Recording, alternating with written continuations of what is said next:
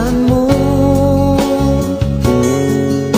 Kapag naisip ko, nalulungkot ako.